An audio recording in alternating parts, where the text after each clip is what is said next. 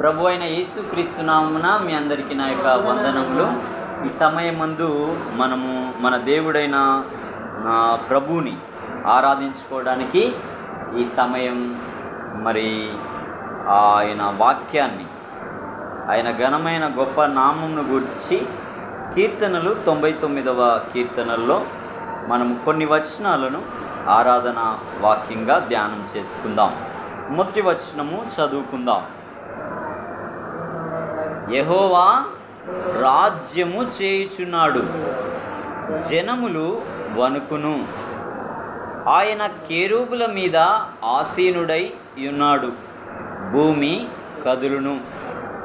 సియోనులో యెహోవా మహోన్నతుడు, జనములన్నిటిపైన ఆయన హెచ్చియున్నాడు.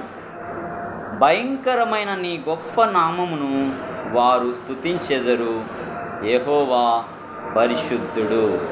దేవుడు తన మాటలు మన వినికిడిలో దీవించునుగాక. ఆమేన్.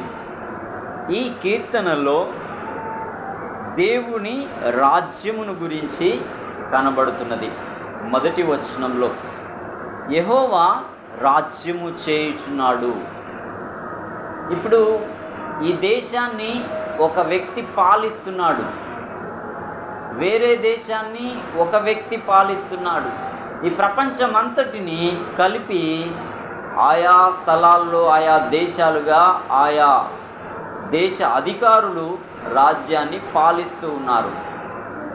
అలాగే పరలోకమందు ఆ మహోన్నతమైన ఆ పట్టణం, కోట్ల కొలది కెరూబులు, సెరూపులు, 24 పెద్దలు, 4 జీవులు, 7 ఆత్మలు, 24 పెద్దలు కలిగిన ఆ స్థలమునందు దేవుడు పూజనీయుడిగా, మహామహిమతో నిండినవాడిగా, పరిశుద్ధుడు పరిశుద్ధుడు అంటూ గంభీర స్వరముల చేత వారు గాన ప్రతిగానాలతో గణపరచుచూ ఉండగా ఆయన ఏం చేయుచున్నాడు అంటే రాజ్యము చేయుచున్నాడు.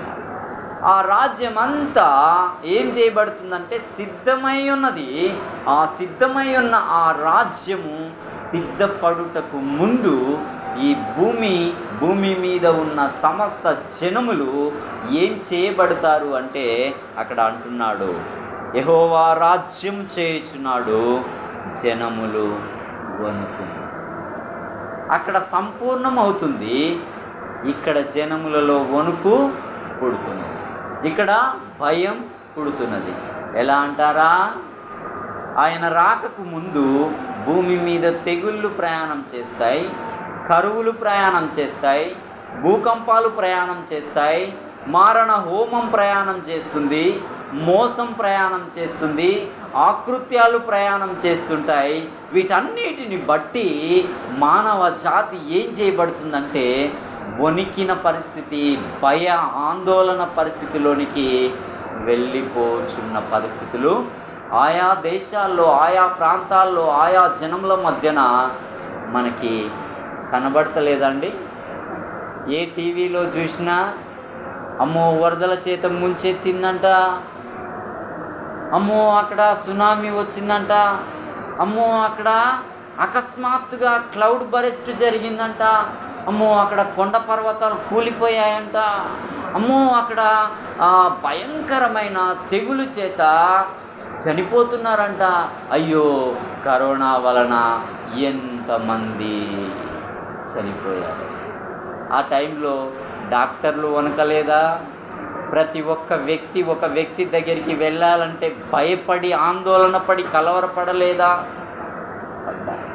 ఎందుకు అంటే ఆయన రాజ్యం చేయుచున్నాడు. ఆ రాజ్యం సంపూర్ణమవుతున్న పరిస్థితిలో ఈ భూమి మీదికి ఆయన రాబోచున్న సందర్భంలో ఇవన్నీ సంభవించనై ఉన్నాయి. అందుకే కింద ఏమంటున్నాడు చూడండి, సియోనులో యెహోవా మహోన్నతుడు. సియోను అంటే పరలోకానికి సాదృశ్యం, సంఘానికి సాదృశ్యం. సంఘంలో, పరలోకంలో దేవుణ్ణి అంగీకరించిన హృదయంలో ఆయన ఏమై ఉన్నాడు అంటే మహోన్నతుడై ఉన్నాడు. అందుకే ఏమంటున్నాడు, జనములన్నిటిపైన ఆయన హెచ్చి ఉన్నాడు. జనముల అందరిపైన, భూమి పైన, ఆకాశం పైన, సర్వ సృష్టి పైన ఆయన మాత్రమే హెచ్చుగా ఉన్నాడు, అంటే గొప్పగా ఉన్నాడు. ఆయనకు మించిన గొప్ప ఇంకా లోకంలో మరి దేనికి ఎవ్వరికి లేదు. అంత ఉన్నతమైన స్థలమునందు ఆయన ఎలా ఉన్నాడు అంటే గొప్పగా ఉన్నాడు. చూడండి 3వ వచనం, భయంకరమైన నీ గొప్ప నామమును ఎవరు స్తుతిస్తారంటే తన యొద్దకు వచ్చి తన కుమారుడైన క్రీస్తు యేసు రక్తము చేత కడగబడి ఆయనే నా పాపం కోసం, నా శాపం కోసం, రాబోయే ఉగ్రత కోసం నన్ను తప్పించడానికి వచ్చిన సజీవుడైన దేవుని కుమారుడు అని విశ్వసించిన ప్రతి వ్యక్తి ఏం చేస్తాడు అంటే చూడండి, భయంకరమైన నీ గొప్ప నామమును వారు స్తుతించెదరు. వారు అంటే సార్వత్రిక సంఘం, స్వరక్తం ఇచ్చి సంపాదించుకొని ఉన్న సంఘం. వారు ఏం చేస్తారంటే ఆయన్ని స్తుతిస్తారు, ఆయన నామాన్ని గొప్ప చేస్తారు అని ఇక్కడ సెలవిస్తున్నది. 5వ వచనం చూడండి, మన దేవుడైన యెహోవాను, ఇప్పుడు ఇక్కడ భక్తుడు మాట్లాడుతున్నాడు, మన దేవుడైన యెహోవాను ఘనపరచండి. ఎందుకు? నీ హృదయంలోనూ, సృష్టి అంతటిలోనూ, పరలోకంలోనూ ఆయన హెచ్చై ఉన్నాడు కాబట్టి నీ పాపం కొరకు, నీ శాపం కొరకు, నీ రాబోయే ఉగ్రత కొరకు నీకు రక్షణ, విమోచన ఇచ్చాడు. కాబట్టి ఏమంటున్నాడు అంటే మన దేవుడైన యెహోవాను ఘనపరచండి. ఆయన పాదం పీఠం ఎదుట మీరేం చేయాలి? సాగిలపడండి. మానవాళికి ఇది తప్ప మరి ఒక గత్యంతరం లేదు అని దేవుని వాక్యం సెలవిస్తుంది. అది ఎరిగిన ప్రతి వారు ఆయన ఘననామాన్ని పూజించడానికి, ఆయన పాదపీఠ మీదట సాగిలపడటానికి ఈరోజు సంఘాలలో తన రక్తం చేత కడగబడిన తన బిడ్డలైన వారు చేరి తనను స్తుతిస్తూ ఘనపరుస్తూ ఉన్నారు. ఇక చివరి మాట మనం చూసుకుందాం. చూడండి 9వ వచనాన్ని చూసుకుంటే, మన దేవుడైన యెహోవా పరిశుద్ధుడు. మన దేవుడైన యెహోవా, ఎవరి దేవుడంట? మన దేవుడైన యెహోవా పరిశుద్ధుడు. మన దేవుడైన యెహోవానే ఘనపరచండి. ఆయన పరిశుద్ధ పర్వతము ఎదుట సాగిలపడుడి.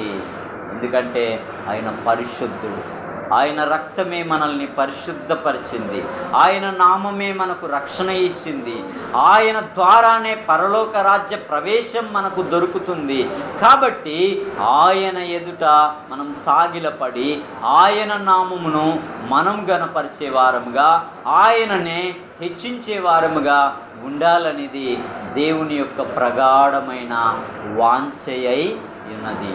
కాబట్టి ఆయన చేసిన త్యాగానికి, ఆయన చూపిన ప్రేమకు, ఆయన ఇచ్చిన రక్షణకు, ఆయన ఇచ్చిన ఆత్మకు, ఆయన బిడ్డల మగుటకు మనకు ఇచ్చిన అధికారమునకు మనం ఏమి ఇచ్చినా మనము రుణస్థులం. కాబట్టి ఈ సమయమందు మన దేవుడైన మన ప్రభువుని, దేవుని మహిమార్థమై క్రీస్తు యేసు పేరిట ఆరాధిద్దాం, ఆయన నామాన్ని పూజిద్దాం, ఆయన్ని ఘనపరుద్దాం.